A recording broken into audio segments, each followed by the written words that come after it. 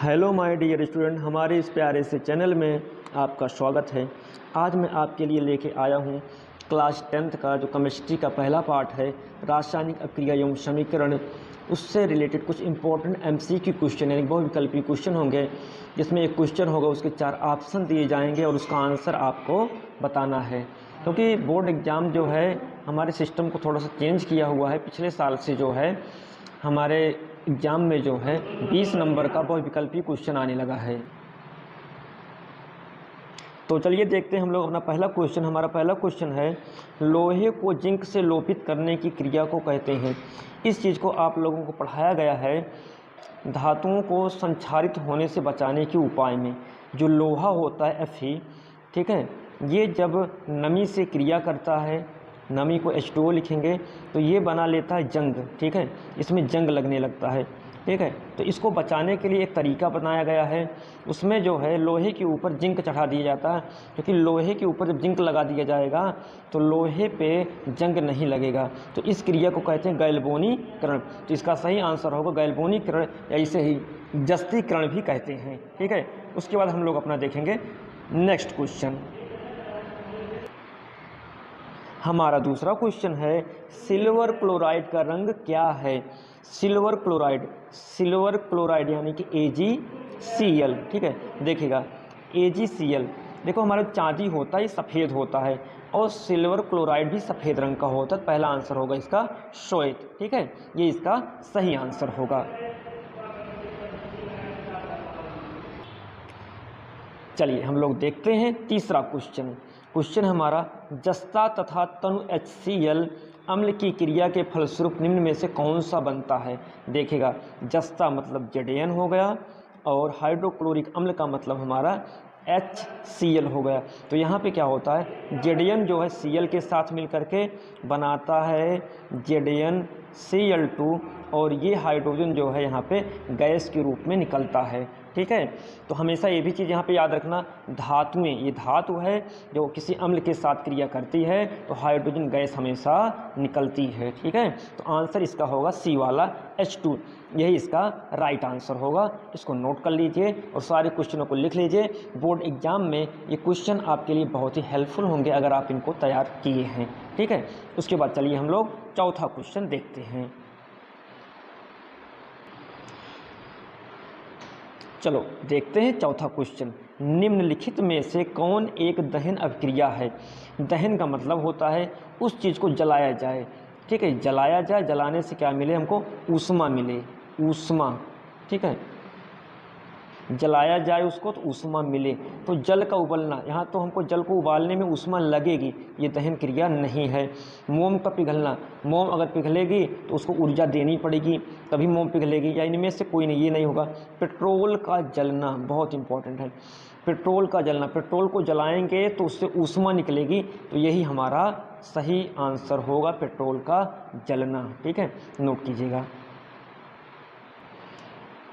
चलिए देखते हैं पांचवा क्वेश्चन, बहुत ही इंपॉर्टेंट है, ठीक है। यहाँ पे अपना लॉजिक लगाना, अपना माइंड लगाना। साग सब्जियों को विघटित होकर कंपोस्ट बनना किस अभिक्रिया का उदाहरण है। साग सब्जियों का मतलब फलों के छिलके वगैरह हो गए, इन सब चीज़ों के विघटन होने से क्या बनता है, ठीक है, यानी ऊष्मा शोषी अभिक्रिया है, ऊष्मा क्षेपी अभिक्रिया या उभयगामी अभिक्रिया है। देखिएगा इसका आंसर हम लोग कैसे चेक करते हैं। आपको अपना माइंड लगाइए, घर में साग सब्जी ना, पत्तियां हो गए, फलों की छिलके हो गए, अगर आप इनको दबा के रखते हैं, कहीं पे दबा के रखते हैं, मिट्टी में दबा के रखेंगे, कुछ दिन बाद उसको खोलेंगे तो उसमें से देखेंगे वो हीट हुआ, वो गर्म रहेगा, उसमें से ऊष्मा निकली रहेगी। तो यहाँ पे जो हमारा आंसर होगा ऊष्मा क्षेपी, क्योंकि उसमें से क्या निकलती है, ऊष्मा निकलती है। साग सब्जी या कंपोस्ट खाद हो गया, खाद जैसे गांव में देखेंगे या जो है खाद रखी रहती है, जानवरों की गोबर की खाद, या उसमें कुछ बहुत सारे मटेरियल किसान लोग डाल देते हैं। तो उसमें अगर आप उसको देखेंगे, उसको अंदर में जाएंगे, उसको करना थोड़ा सा उसके अंदर में देखेंगे तो उसमें गर्मी रहेगी, उसमें हाथ डालेंगे तो गर्म रहेगा, पैर वैर से छुएंगे तो गर्म रहेगा, इसीलिए उसको कहते हैं ऊष्मा छेपी। ऊष्मा छेपी का मतलब होता है जहाँ से ऊष्मा निकले, ऊष्मा निकलने की प्रक्रिया को ऊष्मा छेपी बोलते हैं। तो याद रखना, साग सब्जियाँ, इनका विघटन किस अभिक्रिया का उदाहरण है, तो ऊष्मा छेपी का, ठीक है। चलिए हम लोग अपना 6वां क्वेश्चन देखते हैं। निम्न में से कौन सा उत्पाद लेड नाइट्रेट को गर्म करने पे प्राप्त होता है? लेड नाइट्रेट, देखिए लेड नाइट्रेट का फार्मूला होता है PbNO3, इसका होल ट्वाइस होता है, ठीक है। इसको गर्म करने पे क्या बनेगा देखिएगा, जब इसको गर्म करेंगे इसमें नाइट्रोजन है और ऑक्सीजन है, पहली बात तो ये बना लेगा NO2, और जो एक्स्ट्रा में इसमें मिले हुए हैं ऑक्सीजन वो भी बाहर निकलेगा, इसमें बनेगा NO2 और O2। तो हमारा ऑप्शन डी वाला सही आंसर होगा NO2 और O2। लेड नाइट्रेट को गर्म करने पे, ये नाइट्रेट है, डा नहीं रहेगा टा रहेगा, ठीक है, वो टाइपिंग में दिक्कत है। तो NO2 और O2 जो है बनाएगा यहाँ पे लेड नाइट्रेट को गर्म करने पे, ये आपका राइट आंसर होगा।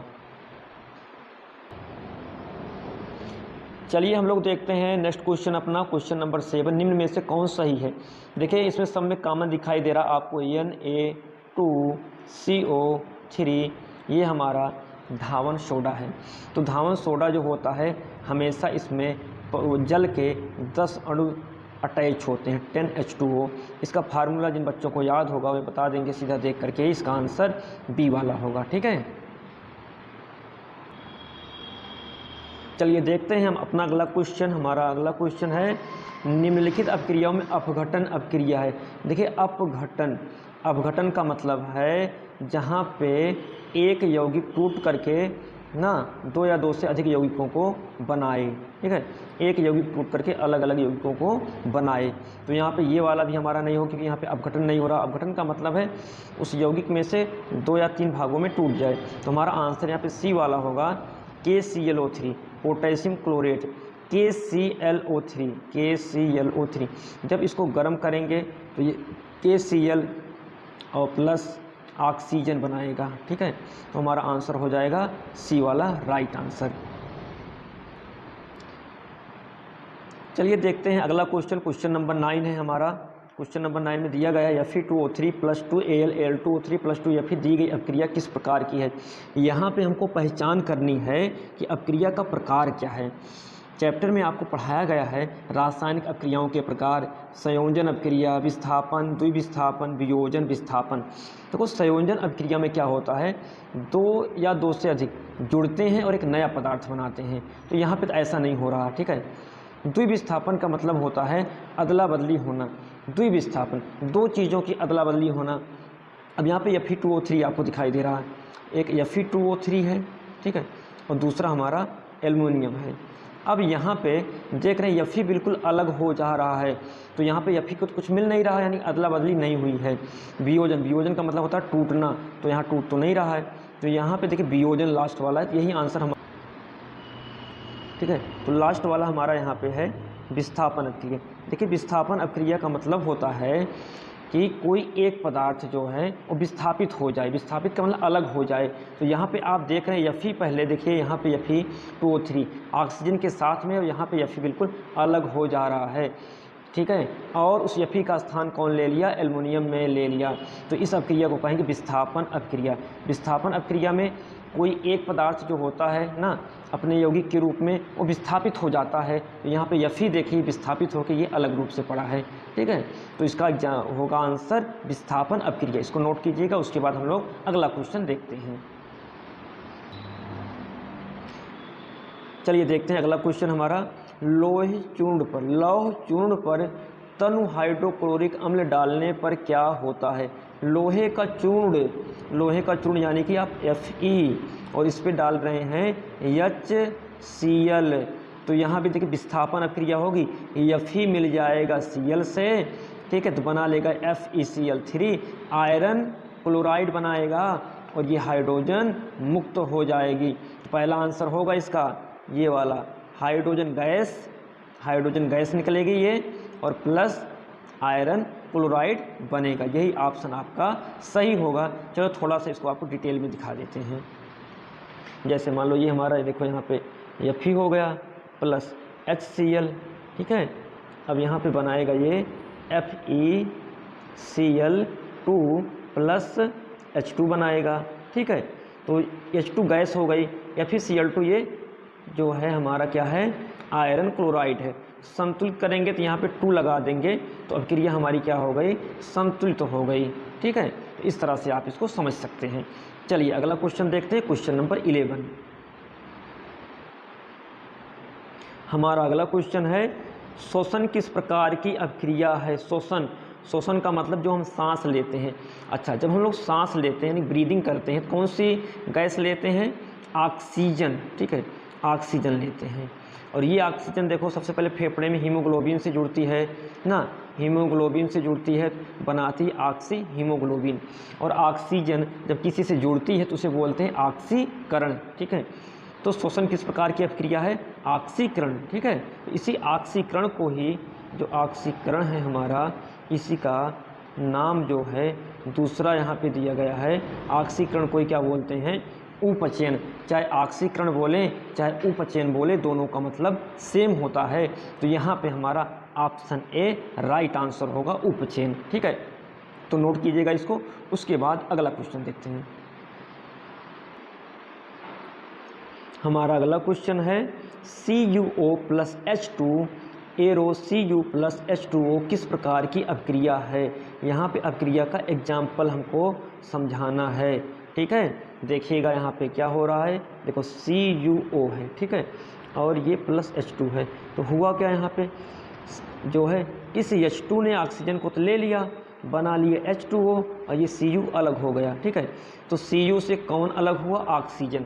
जब ऑक्सीजन कहीं से अलग होती है तो उसे बोलते हैं अपचयन। ऑक्सीजन कहीं जुड़ती है तो उसे बोलते हैं ऑक्सीकरण। तो यहाँ पे कॉपर का अपचयन हो रहा है, तो ऑप्शन बी यहाँ पे सही आंसर होगा आपका, इसको नोट कीजिएगा। ठीक, उसके बाद अगला क्वेश्चन देखेंगे। एक चीज़ और यहाँ पे ध्यान देने की है। ठीक है, एक का तो ऑक्सीकरण हो रहा है, सॉरी, एक का तो अपचयन हो रहा है। ठीक है, एक तरफ ऑक्सीजन अलग हो रहा है, दूसरी तरफ जुड़ भी रहा है। तो यहाँ पे कॉपर का तो अपचयन हो रहा है। ठीक है, लेकिन साथ में यहाँ पे देखो ऑक्सीजन जुड़ भी रहा है। ठीक है, तो मूलतः हम इसको अपचयन ही बोलेंगे, लेकिन इसको हम लोग रेडॉक्स अभिक्रिया भी बोल सकते हैं, क्योंकि एक का ऑक्सीकरण हो रहा है और दूसरे का अपचयन हो रहा है। ठीक है, तो इस तरह से हम इसको रेडॉक्स अभिक्रिया बोलेंगे। ठीक है, तो ऑप्शन आपका रेडॉक्स अभिक्रिया सही होगा, आप अपचयन न लगाइए। ठीक है, रेडॉक्स अभिक्रिया। क्वेश्चन नंबर 13 बहुत बेहतरीन क्वेश्चन है आपका। इलेक्ट्रॉन के स्थानांतरण से बने यौगिक कहलाते हैं।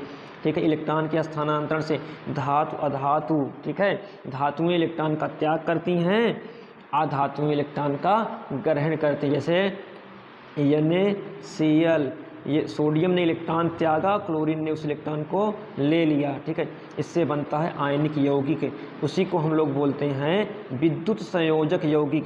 तो आंसर हमारा होगा विद्युत संयोजी। कैसा यौगिक बनेगा? विद्युत संयोजी, ये सही आंसर होगा आपका। हमारा अगला क्वेश्चन है क्वेश्चन नंबर 14। नीचे दी गई अभिक्रिया में कौन सा कथन सही है? कॉपर है प्लस ऑक्सीजन है, बना रहा Cu यानी कॉपर ऑक्साइड। ध्यान से देखो, Cu में कौन जुड़ रहा है? ऑक्सीजन।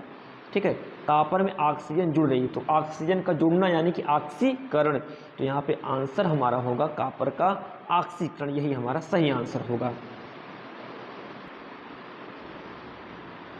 चलो क्वेश्चन नंबर 15 देखते हैं।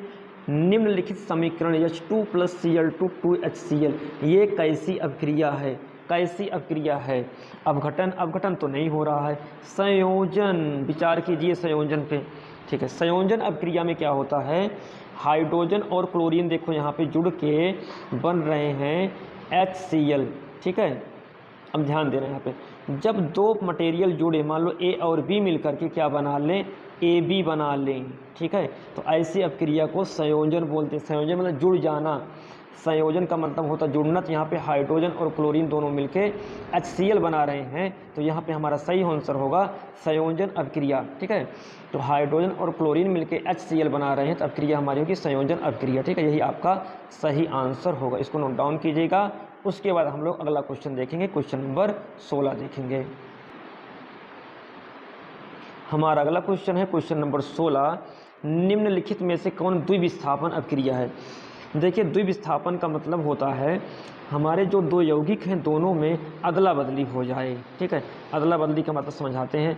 जैसे हमारा H2 + O2 है, तो यहाँ पे ऐसा कोई एक्सचेंज सिस्टम नहीं है। यहाँ पे दोनों देखे जुड़ के एक मटेरियल बना रहे हैं, ये संयोजन है, ये द्विविस्थापन नहीं होगा। ठीक है, दूसरा वाला रिएक्शन देखिए, इस पर विचार करो। Mg और O2 मिला के MgO बना रहे हैं, तो ये भी हमारा आंसर नहीं होगा, क्योंकि द्विविस्थापन में अदला बदली होनी चाहिए। ठीक है, H2Cl2 यहाँ भी तो केवल एक उत्पाद बन रहा है, तो ये भी संयोजन अभिक्रिया नहीं होगी। चलिए विचार कीजिए सी वाले के ऊपर। सी वाले के ऊपर देखो AgNO3 है यहाँ पे। ठीक है, AgNO3 है हमारा और NaCl है। तो देखिएगा Ag जो है जुड़ जाके NaCl के साथ AgCl, और ये Na जुड़ रहा है NO3 के पास, तो अदला बदली हो रही है ना। Ag देखो Cl के साथ, सोडियम देखो NO3 के साथ, तो AgCl और NO3 बना। तो हमारा आंसर यही सही होगा, ऑप्शन सी जो है सही आंसर होगा। ठीक है, ये हमारा द्विविस्थापन अभिक्रिया है, क्योंकि दोनों तरफ से विस्थापन हो रहा है। ठीक है, अदला बदली दोनों में हो रही है, धनायनों एवं ऋणायनों की। चलिए अगला क्वेश्चन देखते हैं, क्वेश्चन नंबर 17। हमारा अगला क्वेश्चन है, निम्नलिखित अभिक्रियाओं में कौन विस्थापन अभिक्रिया है। देखिए, एक विस्थापन होता है, एक द्विविस्थापन होता है। जब केवल एक पदार्थ अलग होगा तो उसे विस्थापन, अगर दोनों पदार्थ जो है अदला बदली होगी तो उसे कहेंगे द्विविस्थापन। यहाँ पे देखिए पहले वाले में कैल्शियम कार्बोनेट बना रहा CaO + CO2, तो यहाँ पे कैल्शियम कार्बोनेट का सिर्फ अपघटन हो रहा है। ठीक है, यहाँ पे कोई अदला बदली नहीं हो रही है। अगला क्वेश्चन देखेगा, यहाँ पे भी कोई अदला बदली नहीं हो रही यहाँ पे। लेकिन तीसरा वाला क्वेश्चन देखेगा, Fe + CuSO4, तो इसमें देखेगा Fe जो है SO4 के साथ जुड़ जा रहा है। ये Fe सीधा SO4 से मिलके FeSO4 बना रहा है, और ये कॉपर बिल्कुल अलग हो जा रहा है। ठीक है, फिर से ध्यान से देखिएगा इसको, यहाँ पे देखो। ठीक है, Fe जो है हमारा SO4 के साथ जुड़ रहा है, FeSO4 बना रहा है, और कॉपर यहाँ जाके अलग हो जा रहा है। ठीक है, तो यहाँ पे हमारा क्रिया होगी विस्थापन, यही हमारा सही आंसर होगा। विस्थापन में ऐसा ही होता है। ठीक है, हमारा अगला क्वेश्चन, क्वेश्चन नंबर 18, अवक्षेपण अभिक्रिया किस प्रकार का लवण प्राप्त होता है। देखिए, अवक्षेपण अभिक्रिया जो होती है, अवक्षेपण का मतलब होता है जो रेजिड्यू चीज़ें, जो बची हुई चीज़ें हैं। मान लीजिए अभिक्रिया ऐसे हुई कभी NaNO3 प्लस, ठीक है, ऐसे नहीं, एक सेकेंड, NaCl प्लस AgNO3, तो यहाँ पे Ag जुड़ता है Cl के साथ, बनाता है हमारा AgCl। AgCl यहाँ पे अवक्षेप के रूप में प्राप्त होता है। तो अवक्षेप देखिए जो है, अवक्षेप का मतलब होता है जो एक्स्ट्रा उत्पाद बना है, जो कि एकत्रित हुआ है। तो यहाँ पे ये विलेय भी हो सकता है, अविलेय भी हो सकता है। इसका आंसर हमारा सी होगा, दोनों हो सकता है। हमारा अगला क्वेश्चन है, निम्नलिखित में से कौन अपघटन अभिक्रिया का उदाहरण नहीं है। पहला वाला देखो, कैल्शियम कार्बोनेट बन रहा CaO + CO2 में, तो यहाँ पे अपघटन हो रहा है, तो ये अपघटन का उदाहरण है, ये आंसर हमारा नहीं होगा, ये तो अपघटन है। दूसरा वाला देखो, KClO3 KCl + 3O2, यहाँ भी देखो एक अभिकारक दो उत्पादों में टूट रहा है, ऊपर भी एक अभिकारक दो में टूट रहा है। ये कैसी अभिक्रियाएँ हैं, दोनों अपघटन अभिक्रियाएँ हैं। हमको बताना है अपघटन नहीं है। तीसरा वाला देखो, H2 + Cl2, यहाँ पे देख रहे हैं संयोजन अभिक्रिया है।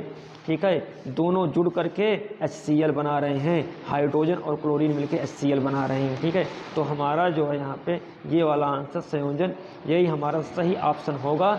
चौथा भी देख लेते हैं। चौथा है, मानव शरीर में भोजन का पचना।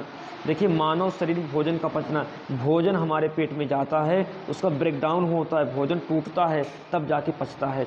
ठीक, तो ये भी नहीं होगा, तो हमारा सही आंसर होगा सी वाला, H2 + Cl2 बनाएगा 2HCl। आज का हमारा लास्ट क्वेश्चन है, निम्नलिखित में से कौन एक रेडॉक्स अभिक्रिया है। रेडॉक्स अभिक्रिया का मतलब होता है ऑक्सीकरण भी हो, अपचयन हो। यहाँ पे देखिए, ये हमारा अपघटन अभिक्रिया है, ये नहीं होगा। दूसरा ये संयोजन अभिक्रिया है। तीसरा वाला में इस पर विचार कीजिएगा, CaO प्लस HCl। यहाँ पे देखिए ऑक्सीजन अलग भी हो रहा है, यहाँ ऑक्सीजन अलग हो रहा है और यहाँ पे ऑक्सीजन जुड़ रहा है। तो जहाँ ऑक्सीजन अलग होगा अपचयन होगा, जहाँ ऑक्सीजन जुड़ेगा वहाँ पे ऑक्सीकरण होगा। तीसरा वाला आंसर हमारा सही होगा। ठीक है, इसी तरह आपके लिए बहुत ही इंपॉर्टेंट क्वेश्चन लेके आएंगे जो कि यूपी बोर्ड एग्जाम के लिए बहुत ही इंपॉर्टेंट है। ठीक है, तो आज के लिए बस